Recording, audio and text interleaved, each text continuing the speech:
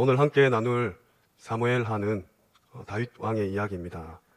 우리 모든 렘넌트들과 전조대자들은 꼭 기억하시기 바랍니다. 다윗이 목동으로 있을 때 무엇을 찾아냈느냐? 어릴 때부터 빨리 찾아낸 답이 있습니다. 우리가 아침에 눈을 뜨면 약간만 여유 있게 일어나서 하나님을 생각하고 하나님을 바라보는 기도를 해야 될 것입니다. 다윗이 목동으로 있을 때 제일 먼저 찾은 답은 바로 기도입니다. 약간만 일찍 일어나시면 됩니다. 그런데 바쁘고 분주한 일상생활 속에서 아침 일찍 일어나서 기도한다는 것은 어쩌면 힘들 수도 있습니다. 또 늦게까지 일하시고 또 살림하시고 또 애기 보고 공부하는 렘넌트들 생각이 안 날 수도 있겠죠. 그지만 일어나자마자 하나님을 생각할 수 있는 힘을 달라고 또 기도하시기 바랍니다. 시간을 일부러 30분이나 1시간 정도 미리 내서 하면 참 좋지만 그렇지 못하기 때문에 준비하시면서 기도하시기 바랍니다. 아침에 아무리 빨리 준비해도 10분, 20분은 나가기 전에 준비하지 않습니까? 그래서 눈을 떠서 정말 준비하는 이 자체를 기도 속에서 하시기 바랍니다. 어느 날 굉장한 답이 올 것입니다. 별것 아닌데 가족들이 보기에도 별 차이 없는데 굉장한 힘을 본인 스스로 느낄 수 있을 것입니다. 오늘 다윗이 그렇게 했습니다. 사자도 이기고 곰도 이기고 골리앗도 무너뜨렸습니다. 렘넌트가 꼭 찾아내야 될 축복이죠.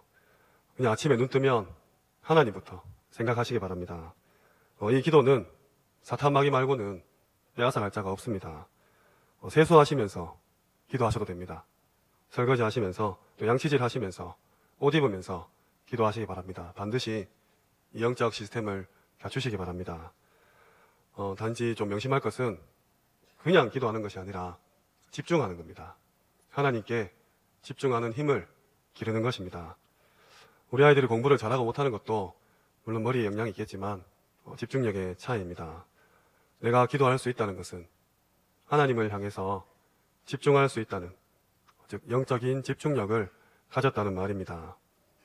이것이 반복되고 하루 이틀 쌓이고 1년, 2년 지나면 24시의 응답을 받을 것입니다. 정말 24시가 되는 날 다윗처럼 응답받을 것입니다.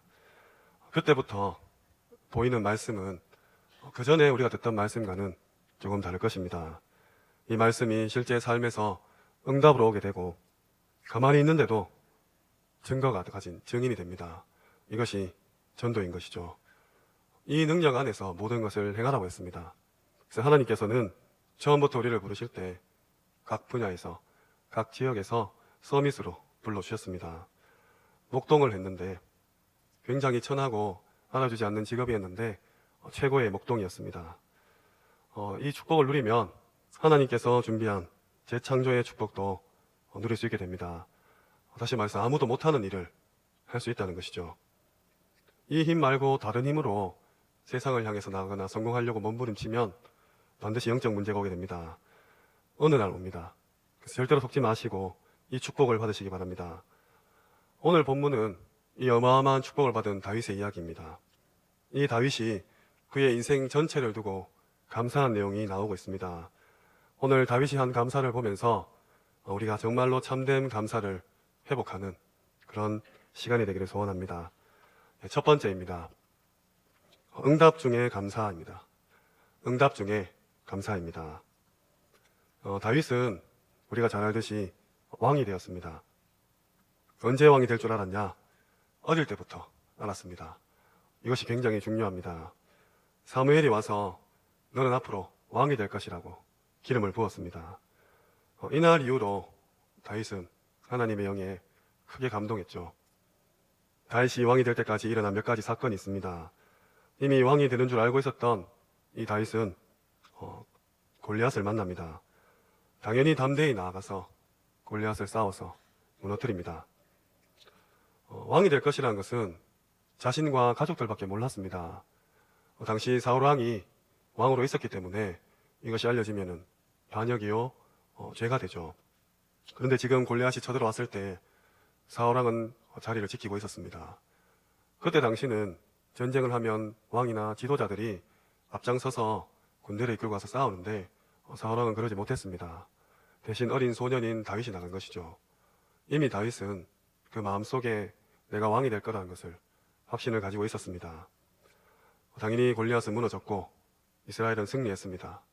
이때부터 귀신 들린 사울 왕이 다윗을 계속 괴롭혔습니다.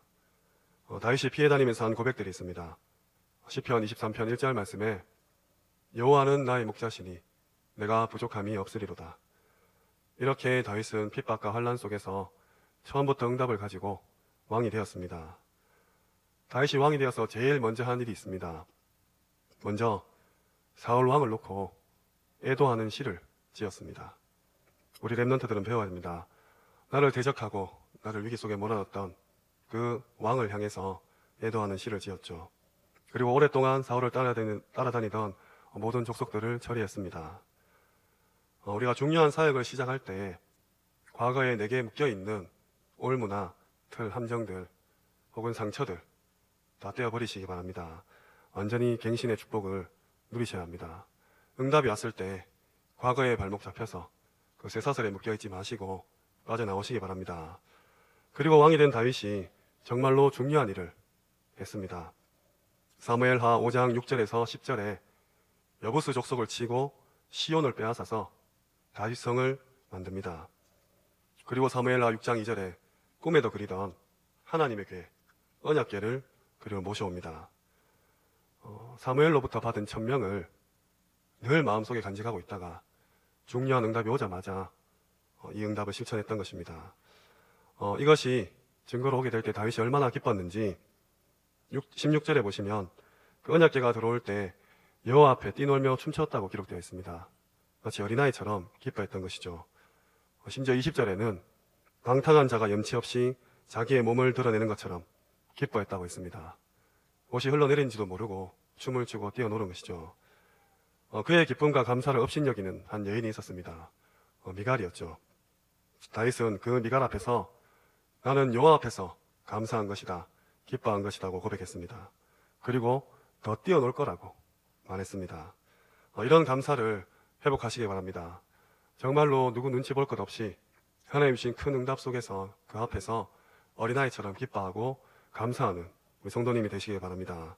정말 이 어린아이 같은 감사를 회복하셔야 됩니다. 그런데 여기서 더 중요한 것이 있습니다.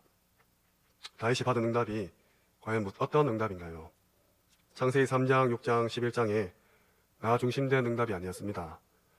하나님의 소원이 그의 응답이었습니다. 언약궤가 들어온 것에 대해서 정말로 감사한 다윗이었기 때문이죠. 그의 감사는 여기서 끝난 것이 아닙니다. 사무엘하 7장 2절에 다윗은 나단 선지자에게 자신의 고민을 털어놓습니다.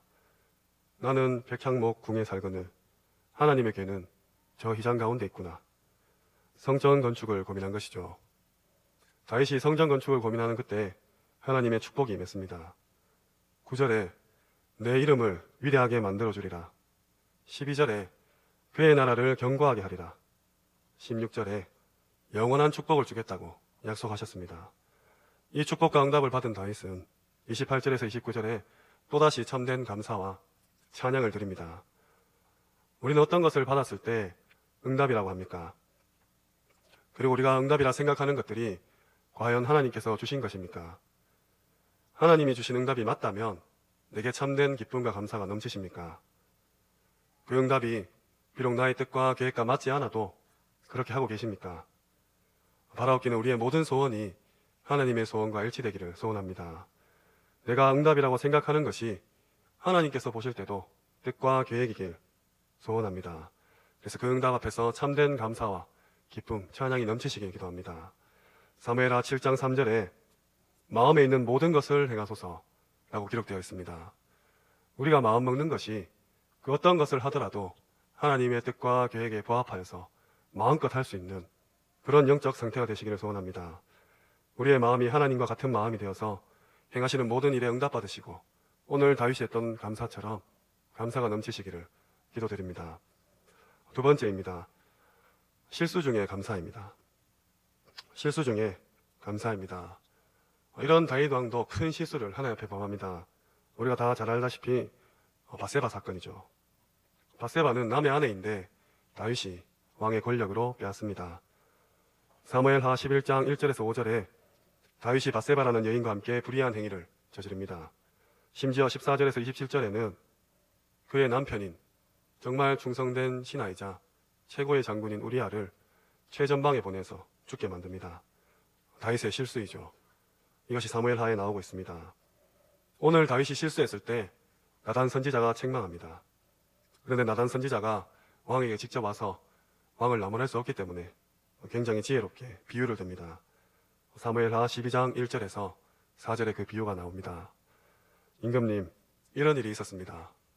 그래, 무슨 일이냐?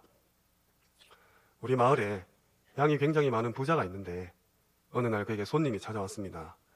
근데 그 양이 많은 부자가 자신의 양을 잡아서 손님을 대접한 게 아니라 그 이웃 사람 양 한 마리 키우는 그 사람의 양을 빼앗아서 손님을 대접했습니다. 다윗 왕이 이 말을 듣고 굉장히 분노했습니다. 도대체 그가 누구냐? 당장 잡아와라. 여호와의 살아계심을 두고 맹세하니까 그 사람 반드시 내가 죽이겠다 합니다. 그때 나단 선지자가 말합니다. 사무엘하 12장 7절에 당신이 그 사람이라 정확하게 이렇게 기록되어 있습니다. 혹시 우리의 모습이 이렇진 않습니까? 하나님으로부터 모든 것을 다 받았는데 계속해서 다른 사람과 비교하고 열등의식 속에서 비교의식 속에서 피해의식에 갇혀서 주신 구원의 축복 다 놓치고 하나님을 원망하고 불평하고 불신앙하고 불평 가운데 있지는 않으신지요? 오늘 나단이 말했습니다.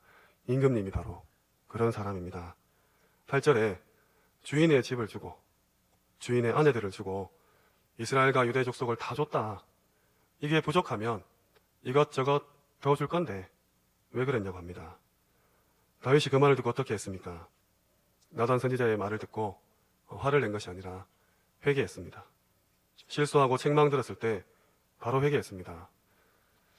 우리라면 어떻겠습니까? 우리가 왕인데 일개 선지자가 와서 이렇게 부끄럽게 한다면 물론 잘못은 인정했지만 네가 왜 나를 이렇게 비참하게 만드냐? 왜 말을 빌빌 꼬아서 이렇게 창피를 당하게 하느냐? 하고 덮어 씌울 수도 있겠죠. 하지만 다윗은 하나님께 범죄했다고 고백했습니다. 즉시 회개했습니다. 그 회개를 받으시고 하나님은 죄를 사하여 주셨습니다. 그렇지만 14절에 그 아이는 반드시 죽을 거라고 말씀하셨죠. 이때부터 다윗은 금식하고 밤새 하나님 앞에 엎드렸습니다.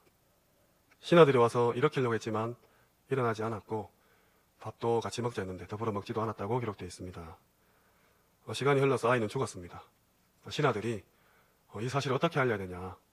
왕이 이렇게 슬퍼하는데 이 사실을 어떻게 고하냐? 그 웅성웅성하는 소리를 듣고 다윗 왕이 알아챕니다. 아이가 죽었냐? 죽었다고 했습니다. 신하들은 굉장히 두려워했지만 20절에 보시면 몸을 씻고 기름을 바르고 의복을 갈아입고 여호와께 경배했다고 기록되어 있습니다.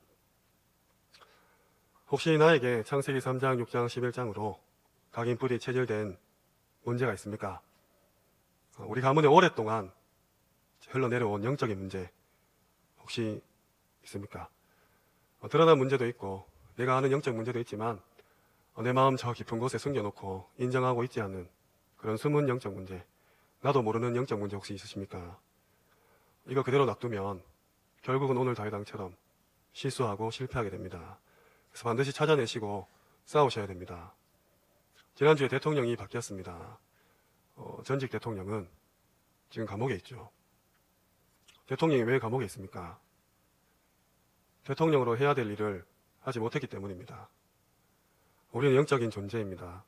하나님께서 하나님의 형상을 주시고 정말로 영적인 존재로 창조했습니다. 개나 돼지나 소나 말이나 일하고 먹고 자고 잡아먹히고 죽고 이런 인생이 아니라 영적인 존재로 창조하셨습니다. 이 영적인 존재가 영적인 비밀과 영적인 축복을 모르면 영적인 감옥에 갈 수밖에 없습니다. 영적 문제를 당하는 것이죠. 아무리 전도하고 성경을 보고 일평생 헌신하고 교회를 위해 살았는데 주변에 혹시 망해가는 신자분이나 또 친척들로부터 손가락질 당하는 그런 신앙인 본 적 있으십니까? 영적 문제 빨리 싸워야 됩니다. 우리 자녀들에게 고스란히 물려져 있습니다. 부부가 싸우면 남편 닮았다, 아내 닮았다, 저 아이 누구 닮았냐 이렇게 싸우는데, 우리 아이는 아빠가 가진 영적 문제, 엄마가 가진 영적 문제 곱하기 2를 가지고 있습니다. 싸우셔야 됩니다. 싸우지 않으면 어느 날 악한 사탄이 우리 후대들을, 우리 가문을 공격할 때 그대로 무너지게 되는 것이죠. 물론 실패해서 지옥 가진 않습니다. 천국 가는데 그 삶이 정말 비참하게 되는 것입니다. 예수님의 제자는 3년 동안 훈련받았는데 예수님을 팔았습니다. 그가 태어나지 않았으면 좋을 뻔했다는 말을 들었습니다. 제 갈 길로 갔다고 들었습니다. 재산의 절반이나 헌금했던 우리 아나니아 삽비라도 한날 한시에 죽게 됩니다. 엘리 선지자는 두 아들이 전쟁에서 죽고 대선지자인데도 자기 아들이 죽은 비보를 듣고 의자가 뒤로 넘어져서 목이 꺾여 죽습니다. 하나님의 백성인데 그럴 수 있다는 것이죠. 사울왕은 초대 왕입니다. 다윗을 늘 시기 질투하다가 자살하게 됩니다. 이 영적 문제는 정말 어마어마하게 우리를 파고들고 있습니다. 물론 두려워할 건 없습니다. 스가랴 3장 1절에 보면 여호수아가 요 앞에 섰을 때 악한 사탄이 그를 공격하려고 틈을 보고 있는 것을 스가랴에게 환상으로 하나님께서 보여주십니다. 반드시 영적 싸움 싸우시기 바랍니다. 내게 있는 모든 영적인 문제 하나님께 고하시고 해결받으시기 바랍니다. 죽을 때까지 싸우셔야 됩니다. 오늘 다윗은 이런 엄청난 재앙을 당합니다. 그 어떤 결과에도 그래도 우리 성도님께서는 오늘 다윗이 한 것처럼 불평과 불신앙이 아닌 오늘 다윗이 몸을 씻고 기름을 바르고 의복을 갈아입고 요 앞에 경배한 것처럼 감사하시기 바랍니다.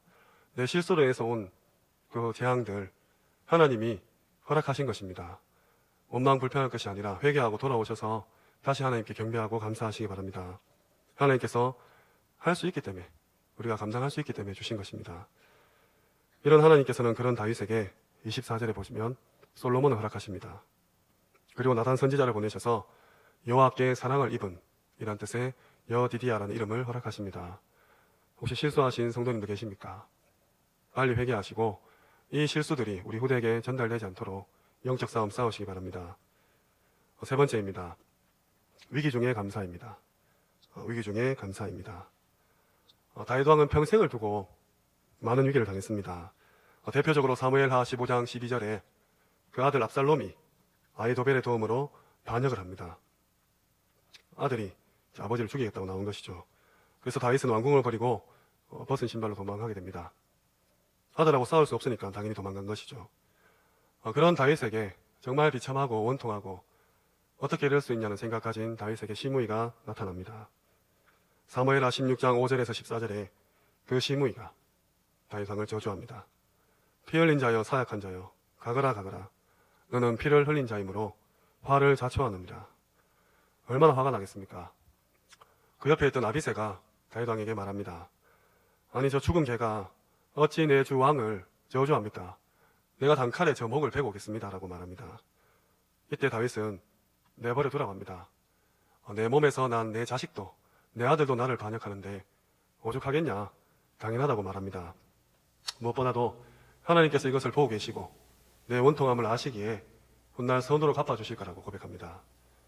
결국 다윗은 후세가 말한 그 전략이 성공하게 되고 요압과 아비새와 이때가 충성을 다해서 승리로 이끌어서 전쟁에서 목숨을 건지고 다시 성을 차지합니다. 다윗은 그 세 명의 신하에게 간곡히 부탁합니다. 그 아들 압살롬을 너그러이 대우해달라. 하지만 압살롬은 죽게 됩니다. 자신의 생명과 국가의 위기를 당하게 했던 그 아들을 위해서 사무엘하 18장 33절에 다윗은 울었습니다. 그리고 돌아오는 길에 19장 23절에 시므이도 용서합니다. 어떻게 이럴 수 있었습니까? 그것은 다윗이 위기 중에 있었지만 하나님의 절대 주권을 인정했기 때문입니다. 혹시 위기 가운데 계신 성도님들 계십니까? 정말 앞이 깜깜하고 벽에 막힌 것 같은, 사방에 우겨싸움을 당한 것 같은 그런 느낌 가운데, 그런 환경 가운데 정말 숨 쉴 틈도 찾을 수 없는 성도님 계십니까? 하나님께서 분명 알고 계십니다. 반드시 믿으시기 바랍니다.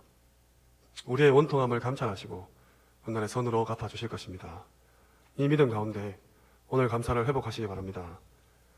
다윗은 이뿐만 아니라 비그레의 아들 세바의 반역을 당하고 블레셋의 거인들과의 전쟁을 치르며 곱에서도 전쟁하고 가드에서도 전쟁으로 위기를 당합니다. 평생이 위기였습니다. 하지만 하나님께서는 그 모든 위기 가운데 승리를 보장해 주셨습니다. 그런 다윗의 고백입니다. 오늘 사무엘하 22장의 전체를 통해서 다윗이 감사와 찬양을 고백합니다. 그는 하나님을 나의 반석이요 나의 요새요 나를 건지시는 자라고 고백합니다. 뿐만 아니라 나의 방패요 나의 구원의 뿌리요 나의 높은 망대요 나의 피난처이자 나의 구원자라고 고백합니다.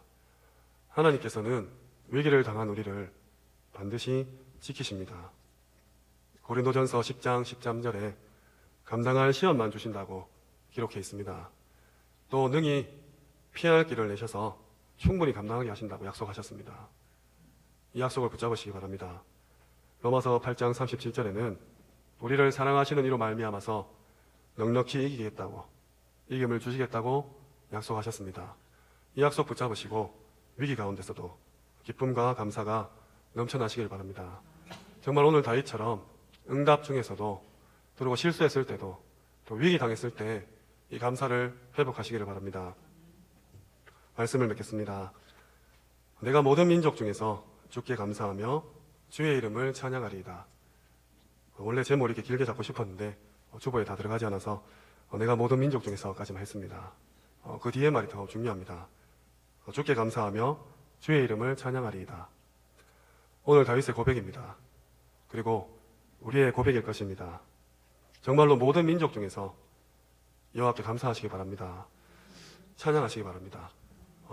좁은 한국 땅에 저 지방 변두리의 대구에 그것도 달서구 상인동에 계신데 모든 민족 중에서 가장 감사하다고 고백하시기 바랍니다. 그리고 이 감사보다 더 중요한 사실을 오늘 함께 나누고자 합니다. 우리의 감사가 어디에 근거를 두고 계십니까? 어디를 향하고 있고 앞으로 어떻게 감사하실 것입니까? 오늘 진정으로 깨닫기를 소원합니다. 사실 우리는 신앙생활 가운데 받은 은혜와 주신 말씀으로 충분하고 완전하고 모든 것이 되어야 됩니다. 그런데 막상 현장에서는 우리가 감사하지 못한 사실이 눈에 띄게 됩니다. 어쩌면 받은 은혜와 붙잡은 말씀으로 감사하는 것이 아니라 이 말씀과 은혜로 무언가를 바꾸거나 또 해결받거나 또 응답을 받기를 원하지는 않으신지요. 응답을 받기 위해서 또 실수를 만회하기 위해서 혹은 내가 당한 위기를 모면하기 위해서 은혜를 구하고 말씀을 붙잡는 것은 아닌지 점검해야 될 것입니다. 그것은 하나님이 주신 말씀 자체와 그 은혜 자체보다 내가 붙잡은 말씀, 내가 받은 은혜가 더 큰 것일지도 모릅니다. 예배 때 주신 말씀만으로 행복하시고 삶 가운데 임하는 주님의 은혜만으로 충분한 사람은 보는 눈이 다릅니다. 응답과 실수와 위기를 바라보는 관점이 다르다는 말입니다. 더 이상 그것이 자랑할 것이나 혹은 해결해야 될 문제가 아니라는 말입니다. 하나님의 뜻과 계획, 또 하나님의 하실 일을 보기 때문이죠. 우리가 복음을 위해서 생명을 건다는 사람은 많이 있습니다. 내가 하나님을 위해서 절대 헌신하겠다. 내 남은 목숨 바치겠다. 내가 저 오지에 가서 이 한 목숨, 이 한 평생 복음을 위해서 살겠다. 그런 사람 정말로 많습니다. 그런데 복음을 위해서 사는 사람은 많지만 복음을 아는데 그의 생명을 거는 사람은 별로 없습니다. 복음을 하도 많이 들어서 귀에 딱지를 앉을 만큼 알긴 안다고 생각하기 때문에 복음을 아는데 별로 관심이 없는 것이죠. 복음 다 알지 않냐? 그리스도, 선지자, 제사장, 왕, 모든 문제 해결자 넘어가 버리죠. 더 이상 복음만으로 충분하고 완전하고 모든 것이 되지 못합니다. 이런 분들은 이미 복음을 다 알고 있다고 생각하기 때문에 복음만으로 행복하지 못하고 감사하지 못하고 더 자극적인 메시지, 더 강한 메시지를 찾아다닐 수밖에 없습니다. 그렇기 때문에 감사 역시도 복음 자체에서 감사를 느끼지 못하고 뭔가를 해결하거나 받아야 되는 것이죠. 응답을 받거나 실수를 용서받거나 위기에서 빠져나와야 감사를 하게 됩니다. 이런 감사를 우리가 체질이 된다면 늘 남하고 비교하는 감사를 할 수밖에 없습니다. 남들보다 더 가졌기에, 남들보다 더 배웠기에, 남들보다 더 높은 자리에 있기에 내가 감사하는 것입니다. 이런 감사는 더 큰 감사의 비교 대상이 나타나면 오히려 감사거리인데도 불구하고 더 황폐하고 더 갈급하게 되는 거죠. 너도 감사해야 되는데 저 사람이 더 높이 올라가고 더 많이 가지고 더 많이 배우고 더 성공한 것 같으니까 오히려 나는 갈급해지는 것입니다. 이것은 결국 창세기 3장, 6장, 11장에 근거한 그런 감사가 될지도 모릅니다. 분명 감사거리인데 나 중심, 물질 중심, 성공 중심에 근거를 한 감사란 말이죠. 하나님께서는 그리스도를 보내셔서 우리를 구원하셨습니다. 끝입니다. 이것보다 더 큰 감사와 찬양의 이유는 우리에게 없습니다. 복음을 주셨고 우리와 평생 죽어서도 저 천국에서 영원히 함께 하시겠다고 약속하셨습니다. 복음을 더 알아가시기 바랍니다. 하나님을 더 깊이 만나시기 바랍니다. 우리가 복음을 가지고 하나님을 위해서 무언가를 하는 것이 아닙니다. 하나님께서 스바냐 3장 17절에 나 존재 자체만으로 기쁨을 이기지 못한다고 기록되어 있습니다. 잠잠히 사랑하시고 즐거이 부르시며 기뻐 부르신다고 기록되어 있습니다. 이 감사를 회복하시기 바랍니다. 구원의 감사입니다. 지금 62가지 전도자의 삶 가운데 5가지 기도의 비밀. 첫 번째가 구원의 감사이죠. 복음을 깊이 하는 이 감사 회복될 때 말씀이 들려질 것입니다. 말씀의 흐름이 보인다고 말씀하셨습니다. 그 전에는 내게 맞는 말씀, 내가 뭔가 해결해야 되는 말씀, 나를 위로하고 나를 다독거려주고 내 실수를, 내 위기를 모면하게 하는 그 말씀을 찾아다녔다면 정말로 구원에 대한 응답과 구원에 대한 축복에 대한 진정한 감사로 하나님이 내게 지금 무슨 말씀을 주시는지 그 흐름을 볼 수 있기를 소원합니다. 그 말씀이 들려질 때 집중할 수 있고 치유함 받고 삶이 말씀과 균형되어 서서 미래를 볼 수 있다고 약속하셨습니다. 반드시 구원에 대한 감사 회복하시기 바랍니다. 이때야 비로소 다른 사람이 보는 내가 아니라 하나님이 보는 내가 발견되어질 것입니다. 그래야 하나님이 내게 주신 나의 것, 나의 현장도 따라오는 축복으로 누리게 될 것입니다. 시편 57편 9절에서 11절 말씀입니다. 주여 내가 만민 중에 주께 감사하오며 문 나라 중에서 주를 찬송하리이다. 무릇 주의 인자는 커서 하늘에 미치고 주의 진리는 궁창에 이르나이다. 하나님이여 주는 하늘 위에 높이 들리시며 주의 영광이 온 세계 위에 높아지기를 원하나이다. 오늘 이 고백이 우리의 고백이 되기 원합니다. 물론 응답도 따라올 것이며 실수도 용서받고 위기에서 벗어날 것입니다. 참된 이 감사가 우리 평생에 넘쳐나고 우리 후대들에게 처음부터 올바른 감사를 심어주시는 증인이 되시길 소원합니다. 한 주간 또 남은 평생 이 감사 가운데 정말로 행복한 전도제자의 삶을 사시기를 주님의 이름으로